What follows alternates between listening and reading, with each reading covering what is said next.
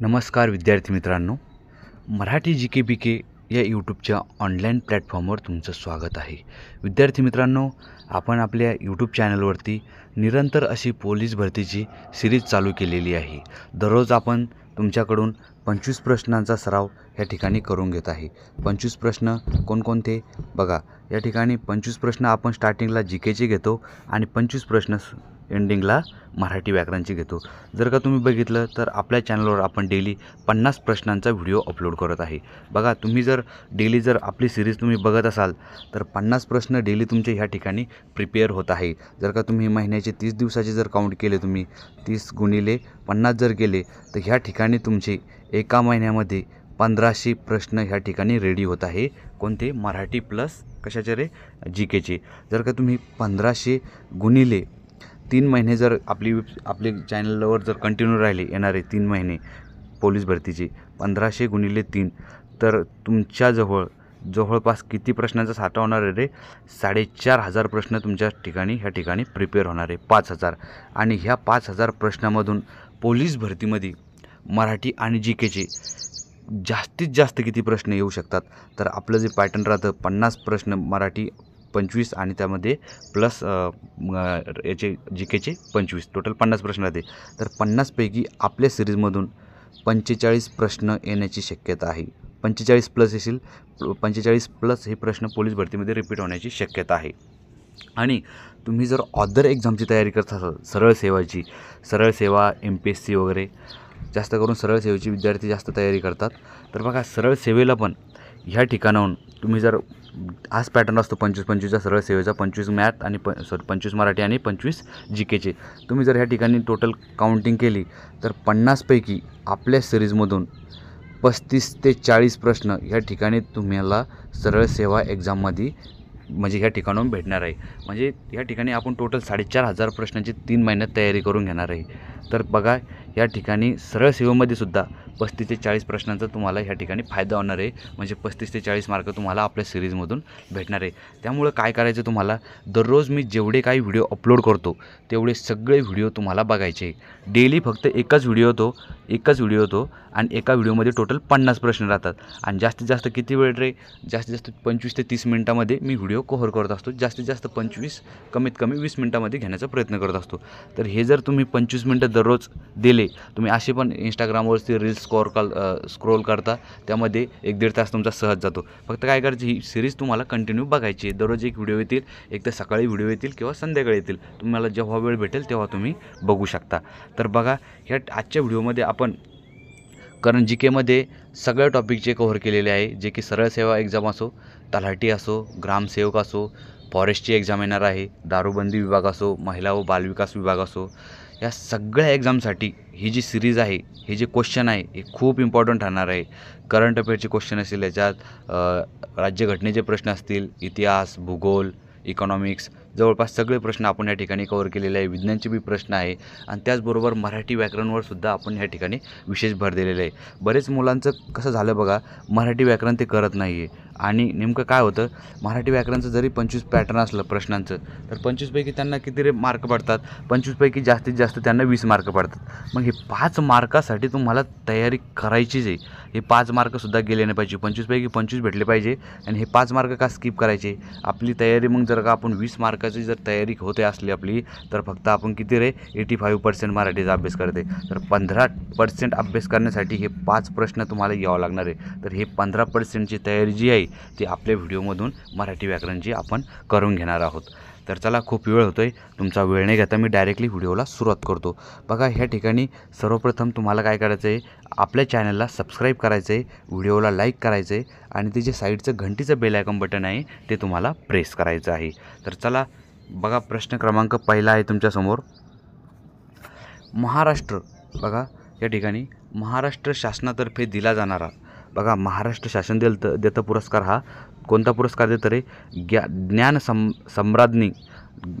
सम्राज्ञी लता मंगेशकर जीवन गौरव पुरस्कार 2024चा कोणाला जाहीर करण्यात आला? जो लता मंगेशकर पुरस्कार जीवन गौरव पुरस्कार आहे 2024चा, तर तो कोणाला देण्यात आलेला आहे रे? तर अनुराधा पौडवालला देण्यात आलेला आहे. कोणता? 2024चा लता मंगेशकर पुरस्कार, जीवन गौरव पुरस्कार 2024चा अनुराधा पौडवालला देण्यात आलेला आहे? लक्षात ठेवायचं आहे, परीक्षेच्या दृष्टीने खूप इम्पॉर्टंट प्रश्न आहे हा. त्यानंतर समोरचं बघा रे, सतार आणि तानपुरा यांना भौगोलिक निर्देशांक म्हणजे काय रे? GI टॅग जिओग्राफिकल इंडेक्स प्राप्त झालेला आहे ते महाराष्ट्रातील कोणत्या जिल्ह्यातील आहे? बघा, जे सतारा आणि तानपुरा हे जे 2 स्थान आहे, या स्थानला GI टॅग मिळालेला आहे आणि ते कोणत्या जिल्ह्यातले आहे रे? हे 2 स्थान सांगली या जिल्ह्यातील आहे. लक्षात ठेवायचं आहे. त्यानंतर 3 नंबरचा प्रश्न बघा, सप्टेंबर 2024मध्ये कुष्ठरोग निर्मूलन करणारा जगातील पहिला देश कोणता ठरल्याचे WHO संघटनेने घोषित केलेले आहे? तर कोणता देश आहे सप्टेंबर 2024मध्ये तो जगातील पहिला देश ठरलेला आहे की ज्यानं कुष्ठरोगावर पूर्णतः नियंत्रण मिळवलेलं आहे? तर बघा, तो देश आहे जॉर्डन हा देश एकमेव देश ठरलेला आहे. त्याने 2024मध्ये कुष्ठरोग निर्मूलन करणारा जगातील पहिला देश ठरलेला आहे. आणि हे जे पहिला देशाचा मान कोणी दिलेला आहे त्यांना? WHO या संघटनेने दिलेला आहे. तर WHO बद्दल थोडक्यात जाणून घेऊया. वर्ल्ड हेल्थ ऑर्गनायझेशन, बरोबर. WHOचं मुख्यालय कुठे आहे? तर WHOचं मुख्यालय आहे जिनेवा, स्वित्झर्लंडमध्ये. WHOची जर स्थापना विचारले तर कधी झालेली आहे? तर 7 एप्रिल हा जागतिक आरोग्य दिवस म्हणून साजरा केला जातो. 7 एप्रिल 1900 किती रे? कधी स्थापना झालेली आहे WHOची?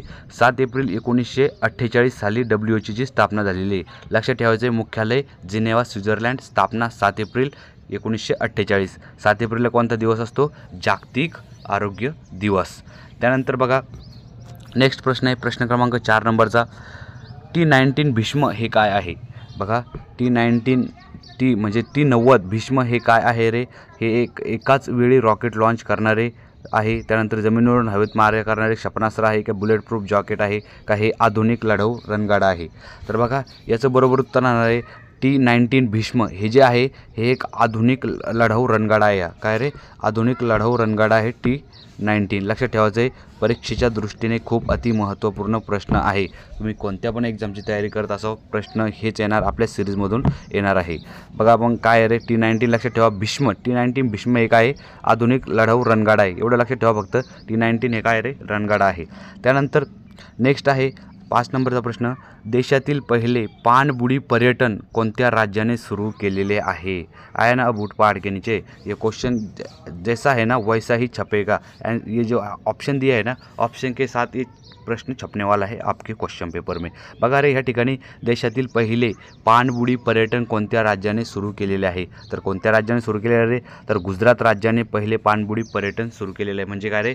जी पाणबुडी आहे त्यामध्ये आता पर्यटन लोकायला त्या ठिकाणी जाले जाणार आहे, प्रक्षेपण करायला जाणार आहे, म्हणजे पाहण्यासाठी आनंद घेता जाणार आहे त्यांना पाणबुडीमध्ये समुद्राखाली जाऊन. त्यानंतर प्रश्न क्रमांक 6 नंबरचा बघा, महाराष्ट्र अभियांत्रिका संशोधन संस्था खालीलपैकी कोठे आहे? म्हणजे महाराष्ट्र इंजिनिअरिंग रिसर्च सेंटर. बघा, महाराष्ट्र इंजिनिअरिंग रिसर्च सेंटर खालीलपैकी कोणत्या जिल्ह्यात आहे? नाशिकमध्ये आहे, पुणेमध्ये आहे का मुंबईमध्ये आहे का धुळेमध्ये आहे? तर बघा, नाशिकमध्ये आहे. काय रे? महाराष्ट्र अभियांत्रिका संशोधन संस्था. तर मला सांगा, इंजिनिअरिंग डे अभियांत्रिकी दिवस कधी साजरा केला जातो? तर 15 सप्टेंबर रोजी. काय रे? 15 सप्टेंबर रोजी अभियांत्रिका दिवस म्हणून साजरा केला जातो. इंजिनिअरिंग डे कधी आहे रे? 15 सप्टेंबर रोजी आहे. त्यानंतर प्रश्न क्रमांक आहे तुमच्यासमोर 7 नंबरचा. Gateway of India. बघा, सर्वांना माहिती आहे गेटवे ऑफ इंडिया कोणत्या ठिकाणी आहे रे? मुंबईमध्ये आहे. गेटवे ऑफ इंडिया खालीलपैकी कोणत्या वर्षी बांधण्यात आलेले आहे? सगळेजण गेटवे ऑफ इंडियाला म्हणजे त्या ठिकाणी जाऊन बघितलं असेल सर्वांनी गेटवे ऑफ इंडिया. बरं, मला सांगायचं की कधी बांधण्यात आलेलं होतं? तर जॉर्ज जो पंचम होता त्याने बांधलं होतं 1911मध्ये. म्हणजे रे 1911मध्ये त्या ठिकाणी गेटवे ऑफ इंडियाची बांधणी झालेली होती. लक्षात ठेवायचे परीक्षेच्या दृष्टीने. कधी गेला तिथं तर त्या ठिकाणी एक फलक लावलेला आहे. त्या फलकवरती कोणी बांधलेलं आहे, कोणाच्या स्वागतार्थ बांधलेलं आहे, सगळी माहिती त्या फलकावरती त्या ठिकाणी दिलेली आहे. त्या ठिकाणी तुम्ही जाऊन तिथं वाचू शकता कधी जर व्हिजिटला गेले तर गेटवे ऑफ इंडियाला. पण आपल्या परीक्षेच्या दृष्टीने एवढंच महत्त्वाचं आहे की तो जो आहे तो 1911मध्ये बांधण्यात आलेला आहे गेटवे ऑफ इंडिया. ह्या ठिकाणी बघा रे, प्रश्न क्रमांक जो आहे तो 8 नंबरचा बघा. ह्या ठिकाणी भारताचे सध्याचे उपराष्ट्रपती कोण आहे? तर कोण आहे रे भारताचे सध्याचे उपराष्ट्रपती? तर भारताचे सध्याचे जे उपराष्ट्रपती आहे ते आहे जगदीप धनखड. कोण आहे रे? जगदीप धनखड हे भारताचे उपराष्ट्रपती आहे. मला कमेंट बॉक्समध्ये सांगा रे, जगदीप धनखड हे जे आहे हे कितव्या क्रमांकाचे उपराष्ट्रपती आहे. आणि एक गोष्ट सांगतो मी तुम्हाला, राज्यसभेचे जे पदसिद्ध सभापती असतात ते कोण असतात रे? ते सुद्धा राष्ट्रपती असतात. विचारू शकते प्रश्न असा न विचारता असा विचारू शकते, भारताचे राज्यसभेचे पदसिद्ध सभापती कोण आहेत? तर त्या ठिकाणी ऑप्शनमध्ये जगदीप धनखड यांचं नाव असेल. तर बरोबर उत्तर काय होईल? जगदीप धनखड. त्यानंतर प्रश्न क्रमांक 9 नंबरचा बघा तुमच्यासमोर आहे, खालीलपैकी मुंबई उच्च न्यायालयाचे खंडपीठ कोणत्या ठिकाणी नाही? सगळ्यांना माहीत आहे छत्रपती संभाजीनगर या ठिकाणी सुद्धा आहे, नागपूर या ठिकाणी सुद्धा आहे आणि पणजी या ठिकाणी सुद्धा आहे. तर बघा एकमेव ठिकाण आहे म्हणजे महाराष्ट्रातील जे की या ठिकाणी नाही आहे. तर मुंबई उच्च न्यायालयाचे 3 ठिकाणी खंडपीठ आहे, छत्रपती संभाजीनगर, नागपूर आणि पणजी. पणजी हे कुठे आहे रे? गोव्यामध्ये आहे, लक्षात ठेवायचं आहे. त्यानंतर समोरचं बघा, आमचा बाप आणि आम्ही हे जे पुस्तक आहे हे कोणाचं आहे? आमचा बाप आणि आम्ही हे जे पुस्तक आहे हे कोणाचं आहे? याचे लेखक कोण आहे?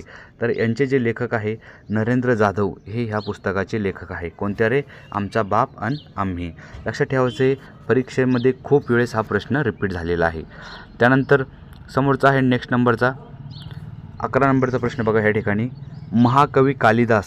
महाकवी कालिदास संस्कृत विद्यापीठ कोणत्या ठिकाणी आहे?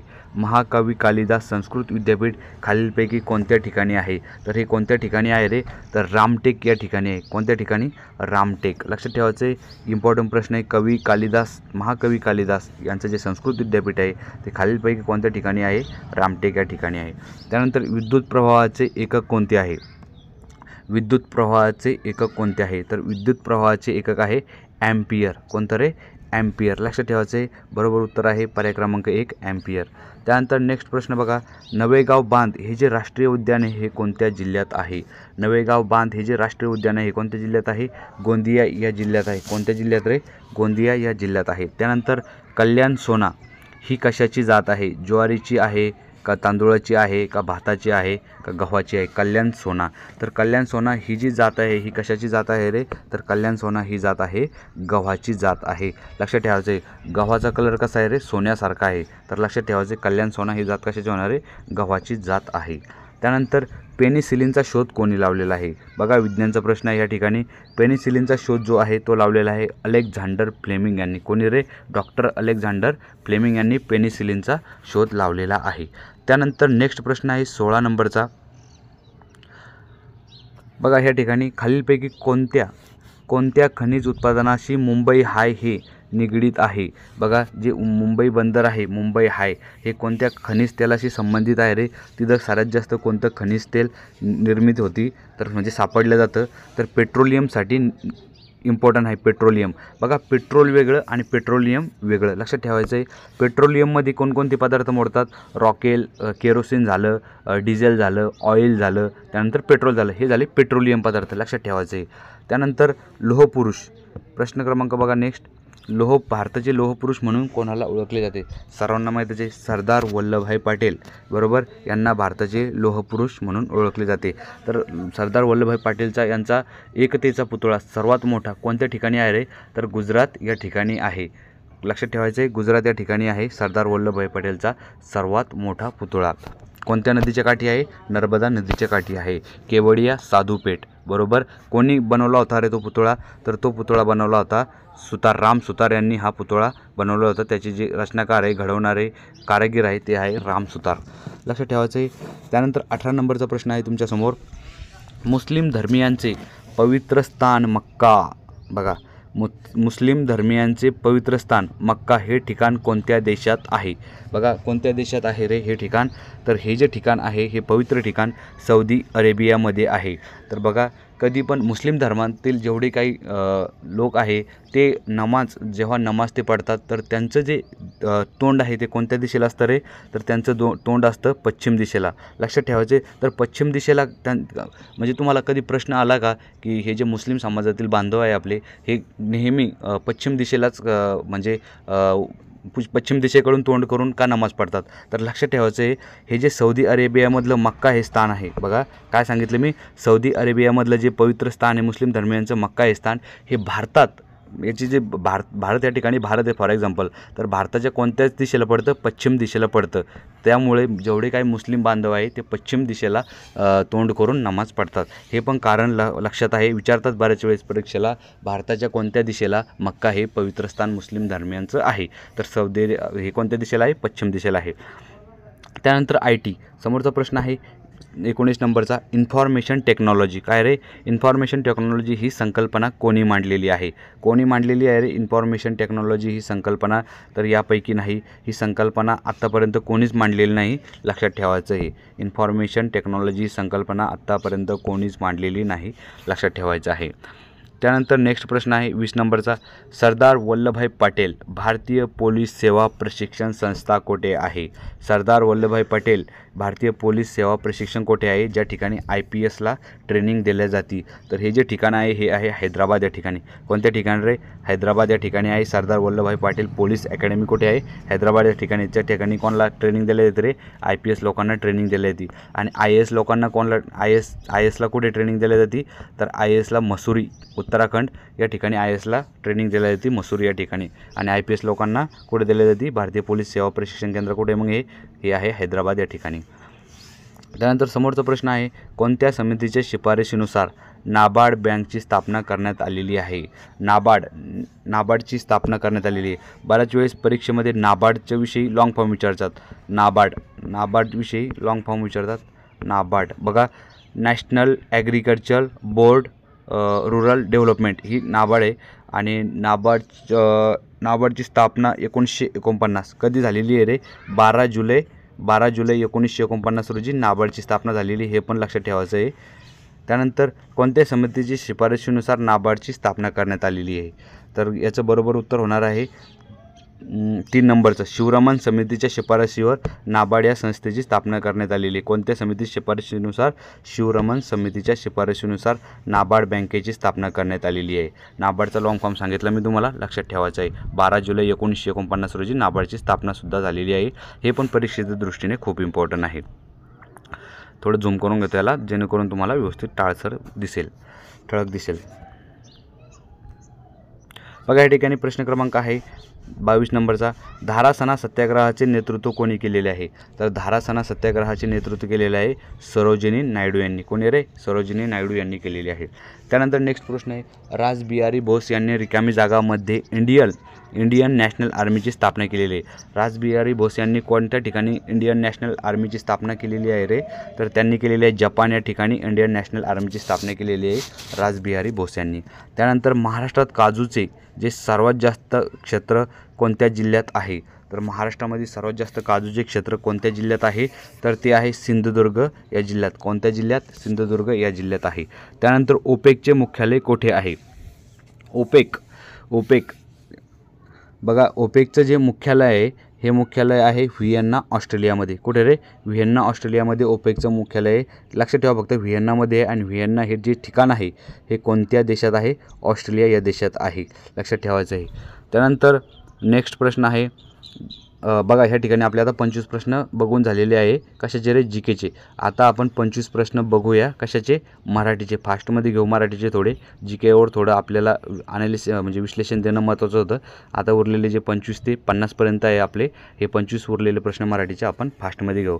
आत्तापर्यंतसुद्धा विद्यार्थी मित्रांनो, तुम्ही आपल्या चॅनलला सबस्क्राईब नसेल केलं तर प्लीज सबस्क्राईब करा. व्हिडिओ आवडला असेल तर व्हिडिओला लाईक नक्की करा. आणि मी जे काही प्रश्न विचारत आहे त्याची कमेंट द्या. आणि व्हिडिओबद्दल म्हणजे आपला व्हिडिओ तुम्हाला कसा वाटत आहे, प्रश्नाची लेवल कशी आहे, त्याबद्दलसुद्धा तुम्ही कमेंट बॉक्समध्ये कमेंट जरूर करा.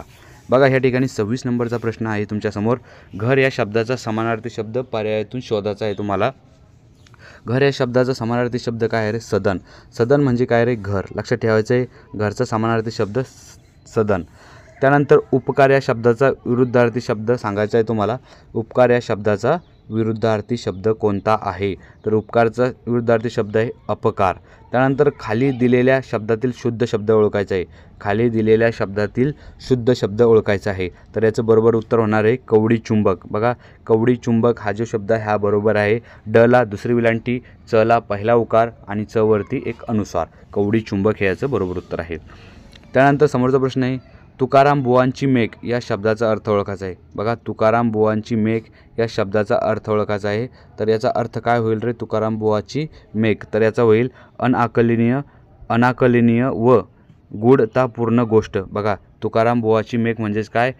अनाकलनीय व गूढतापूर्ण गोष्ट, म्हणजे आपल्याला समजणारी म्हणजे गुप्त गोष्ट लक्षात ठेवायची आहे. तुकाराम बुवाची मेघ म्हणजेच काय? गुप्त गोष्ट, गूढतापूर्ण गोष्ट.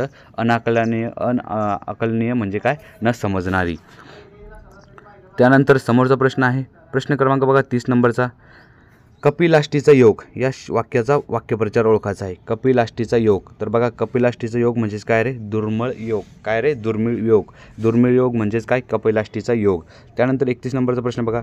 कोणत्याही क्षेत्रातील हळूहळू होणाऱ्या इष्ट बदलास काय म्हणतात? हळूहळू होणाऱ्या बदलास काय म्हणतात रे? अचानक होणाऱ्या बदलास आपण काय म्हणतो? तर अचानक होणाऱ्या बदलास आपण क्रांती म्हणतो. आणि हळूहळू होणाऱ्या बदलास काय म्हणतो आपण? उत्क्रांती. उत्क्रांती म्हणजे काय? हळूहळू होणारा बदल. आणि क्रांती म्हणजे काय? अचानक होणारा बदल. लक्षात ठेवायचे, परीक्षेमध्ये वारंवार यावरती प्रश्न विचारले जातात. त्यानंतर 32 नंबरचा प्रश्न आहे हात दाखवणे म्हणजे काय? अभिवादन करणे, चोप देणे, का विजयाची खूण, का निरोप? तर याचं बरोबर उत्तर होणार आहे पर्याय क्रमांक 4. हात दाखवणे म्हणजे काय रे? चोप दाखवणे. काय रे? हात दाखवणे म्हणजेच काय? चोप दाखवणे. लक्षात ठेवायचं आहे. त्यानंतर समोरचा प्रश्न आहे या ठिकाणी 33 नंबरचा. या ठिकाणी खालीलपैकी पर्यायातून विसंगत जोडी ओळखायची आहे. पर्यायातून विसंगत जोडी ओळखायची आहे. तर यातली विसंगत जोडी आहे विद्यार्थी मित्रांनो 33 नंबरचं बरोबर उत्तर आहे 3 नंबरचं. तर ही विसंगत जोडी आहे कोणती रे? चोराला सोडून संन्यासोळी खऱ्या अपराधात शिक्षा करणे. ही चुकीची जोडी आहे. यातील सगळे बाकी बरोबर जोडी आहे. विसंगत आहे ही. बाकी सगळे बघा. चोरांच्या उलट्या बोंब्या म्हणजे काय? खोड्या करून पुन्हा स्वतःचाच आरडाओरडा करणे. हे पण बरोबर आहे याचं. त्यानंतर चोरावर म्हणजे काय? एका चोराकडून वस्तू उपटून नेणारा सवाई चोर. चोरावर म्हणजे एकानं चोरली डबल दुसरा चोर तिला घेऊन जातो. त्यानंतर 4 नंबरचं बघा चोराच्या मनात चालणे म्हणजे काय? वाईट कृत्य उघडकीस येईल म्हणून भीती वाटणे. हे पण बरोबर आहे. यातला अयोग्य पर्याय आहे 3 नंबरचा. लक्षात ठेवायचं आहे विसंगत. त्यानंतर नेक्स्ट प्रश्न आहे 34 नंबरचा. रिकामी जागा योग्य म्हणली यायची आहे. बघा ह्या ठिकाणी एक म्हण लिहिली आहे ती ठिकाणी तुम्हाला पूर्ण करायची आहे. बघा, माझ्या एका मित्राला मी एकदा काव्य गायनासाठी नेले. बघा, माझ्या एका मित्राला मी एकदा काव्य गायनासाठी नेले. तो सारखा डुकल्या घेत होता. मी मनात म्हटले, काय म्हटलेले? मी मनात म्हटले गाढवाला गुळाची चव काय? काय रे? मी मनात म्हटले गाढवाला गुळाची चव काय? हे याचं बरोबर उत्तर होणार आहे. त्यानंतर 35 नंबरचं बघा. पुढीलपैकी भाव्यप्रयोग वाक्य ओळखायचं आहे. भाव्यप्रयोगाचं वाक्य ओळखायचं आहे. एक भाव्यप्रयोगाचं वाक्य आहे 4 पैकी एक ओळखायचं आहे. बरोबर कोणतं आहे? तर रामाने रावणास मारले. हे कोणतं आहे रे? भाव्यप्रयोगाचं वाक्य आहे. म्हणजे काय रे? कर्त्याला आणि कर्माला प्रत्यय असल्यामुळे या ठिकाणी भाव्यप्रयोग होतो. लक्षात ठेवायचं आहे. इम्पॉर्टंट प्रश्न आहे परीक्षेदृष्टीने. भाव्यप्रयोगाचं उदाहरण बघा. ह्या ठिकाणी रामाला पण प्रत्यय आहे आणि रावणाससुद्धा हा प्रत्यय लागलेला आहे. त्यामुळे हा कशाचं उदाहरण होणार आहे? भाव्यप्रयोगाचं उदाहरण आहे. त्यानंतर 36 नंबरचा प्रश्न आहे तुमच्यासमोर. पुल्लिंग शब्द ओळखायचे आहे खालीलपैकी. पुल्लिंग शब्द, तर यातील पुल्लिंग शब्द कोणता आहे रे? पुल्लिंग बघा. पोगोटे, इमारत, त्यानंतर काया. पुल्लिंग. तो रुमाल. बघा, आपण काय म्हणतो? ती इमारत म्हणजे काय? स्त्रीलिंगी. ते पागोटे काय रे? नपुसकलिंगी. ती काया काय म्हणतो? स्त्रीलिंगी. बरोबर. तर ते रुमाल.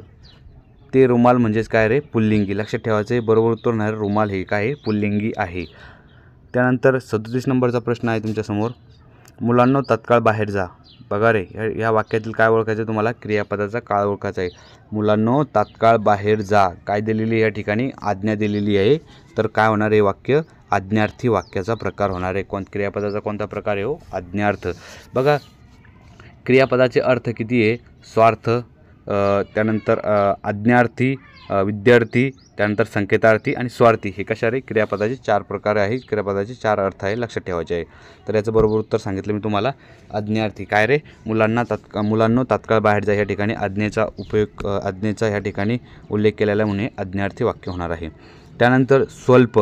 स्वल्प या शब्दाचा विग्रह कळायचा आहे तुम्हाला. स्वल्प या शब्दाचा सु अधिक काय रे अल्प. बघा सु अधिक अल्प हे याचा विग्रह होणार आहे संधीचा स्वल्पचा.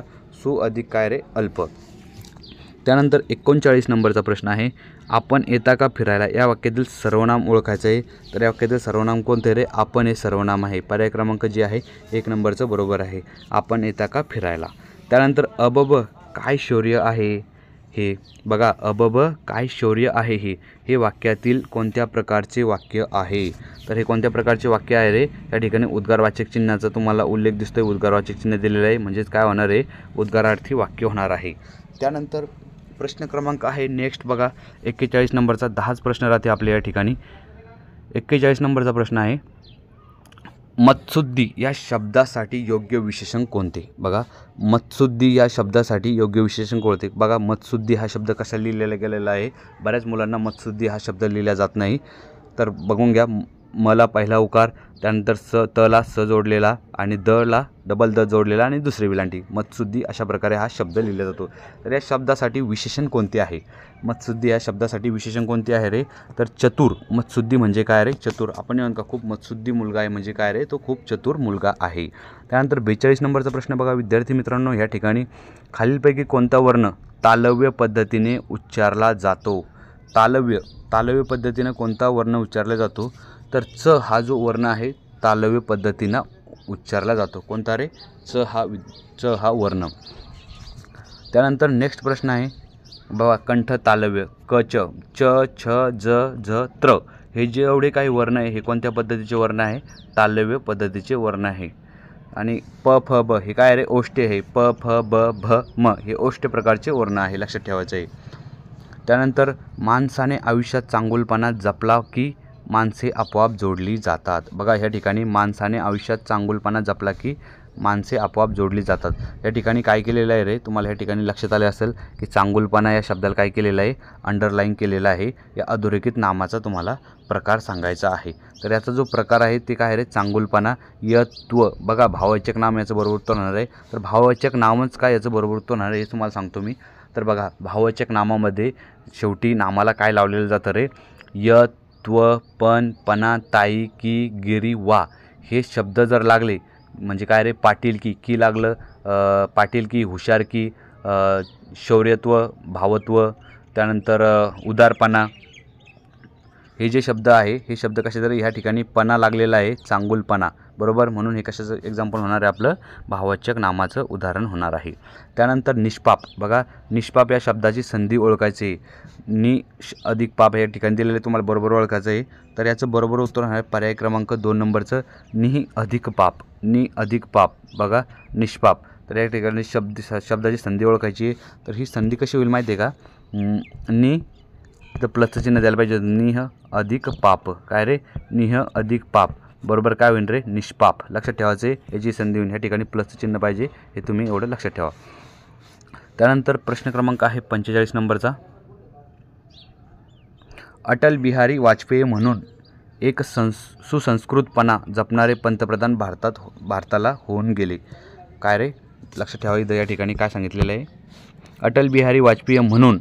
बघा म्हणूनला अंडरलाईन केलेले एक सुसंस्कृतपणा जपणारे पंतप्रधान भारतात होऊन गेले. तर याचं बरोबर उत्तर काय होणार आहे? जे म्हणून आहे हे कोणत्या प्रकारचं उभयनवी अव्यय आहे रे या ठिकाणी? तर हे आहे स्वरूपबोधक उभयनवी अव्ययाचा प्रकार. म्हणून या ठिकाणी म्हणून या शब्दाला अंडरलाईन केलेली आहे. त्यामुळे हे काय होणार आहे रे? तर हे होणार आहे स्वरूपबोधक उभयनवी अव्ययाचा प्रकार. त्यानंतर सलाते सलानाते कोणत्या 2 विभक्तीचे प्रकार आहेत? तर बघा सलाते कशात येतं? द्वितीयामध्ये येतं. आणि सलानाते कशामध्ये येतं? तर चतुर्थीमध्ये. तर द्वितीय आणि चतुर्थी कोठे दिसत आहे तुम्हाला? तर ऑप्शन नंबर 4 मध्ये दिसत आहे द्वितीय आणि चतुर्थी. तर कोणत्या विभक्तीचे प्रत्यय आहे? सलाते हे द्वितीय आहे आणि सलानाते हे जे आहे हे कोणत्या विभक्तीचं आहे? चतुर्थी विभक्तीचं उदाहरण आहे. चतुर्थी विभक्तीचे प्रत्यय आहे. त्यानंतर 47 नंबरचा प्रश्न आहे, लंबोदर या शब्दाचं जे आहे लंबोदर हा जो शब्द आहे हे कोणत्या समासाचे उदाहरण आहे? लंबोदर.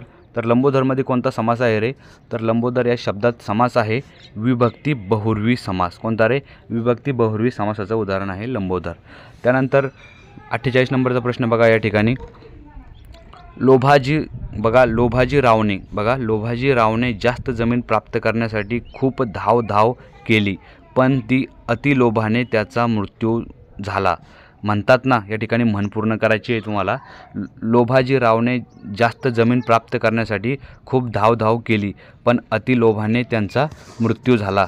म्हणतात ना, काय रे, अति तेथे माती. लक्षात ठेवायचं आहे, ही म्हण या ठिकाणी परफेक्ट बसती. अति तेथे माती म्हणजे लोभाजीरावने जास्त जमीन प्राप्त करण्यासाठी काय केलं, अति केली, आणि त्या अतिच्या पायी त्याचा काय झाला, मृत्यू झाला. म्हणजेच काय, अति तेथे माती हे याची बरोबर म्हणीत बसतं बघा.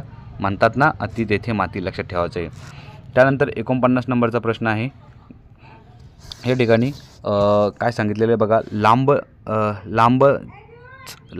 लांबच लांब हा शब्द कोणत्या प्रकारचा आहे. बघा, लांबच लांब हा जो शब्द आहे कोणत्या प्रकारचा आहे रे, हा आहे पूर्णाभ्यस्त शब्द. लक्षात ठेवायचं आहे, पूर्णाभ्यस्त शब्द आहे लांबच लांब. लक्षात ठेवायचं आहे, लांबच लांब हा शब्द कसा आहे, पूर्णाभ्यस्त. त्यानंतर 50 नंबरचा प्रश्न बघा. या ठिकाणी संयुक्त स्वर म्हणजे काय तुम्हाला सांगायचं आहे. या ठिकाणी बहुतेक आपली PDF संपली, अजून 2 ऑप्शन होते याच्यामध्ये, तर याचं बरोबर उत्तर सांगतो मी.